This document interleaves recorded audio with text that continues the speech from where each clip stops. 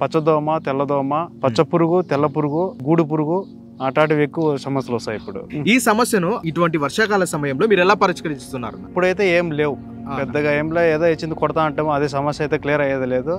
తర్వాత ఇప్పుడు కొత్తగా అగ్రిషన్ వారిది నాగా సూపర్ను చోటు 2 వచ్చినాయి. మా ఫ్రెండ్ చెప్పాడు ఇదైతే కానీ రిజల్ట్ బాగున్నది, ఒకసారి వాడి చూడొచ్చు కదా అని అంటే, తర్వాత వచ్చి స్ప్రేయింగ్ చేసిన దీన్ని 200 లీటర్లకు స్ప్రేయింగ్ చేసిన. రిజల్ట్ అయితే బాగానే వచ్చింది. అగ్రిషన్ వాడక ముందు ఒక 5 స్ప్రేయింగ్లు కొట్టాల్సి వస్తుంది. ఇప్పుడు అగ్రిసైన్ వాడినప్పుడు అంటే ఒక స్ప్రే ఇంకా క్లియర్ వస్తుంది. ఇది అగ్రిసైన్ ప్రోడక్ట్ వాడిన దానివల్ల పూత బాగా పుడుతుంది, సైడ్ బ్రాంచెస్ బాగా వస్తున్నాయి, పూత రాలడం లేదు. మెయిన్ ఇంపార్టెంట్, పూత పిందిగా మారుతుంది. కాయల విషయంలో చూసుకుంటేనా, కాయలు పురుగు ఉంటుంది కదా, ఇప్పుడు పురుగు అంతా కాయ మీద పురుగు, ఆకు మీద పురుగు అంతా అదంతా క్లియర్ అవుతుంది అన్న. ఇప్పుడైతే మీరు అగ్రిషన్ ప్రోడక్ట్ అయితే వాడారు, ఈ వాడిన తర్వాత మీకు ఎట్లా అనిపించింది అన్న? నేనైతే హ్యాపీ. పురుగు అయితే ముందు అయితే ఒక 5-6 స్ప్రేలు కొట్టాల్సి వస్తుంది. ఇప్పుడు ఒక స్ప్రే అయితేనే క్లియర్ అయిపోతుంది కదా.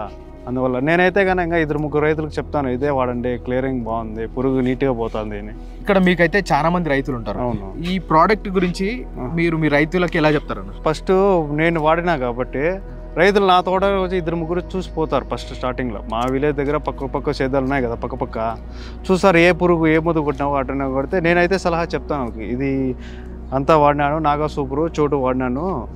ఎక్కువ అయితే పురుగుతోనే సమస్య మాకు, కాయ మీద పురుగు, ఆకు పురుగు చాలా.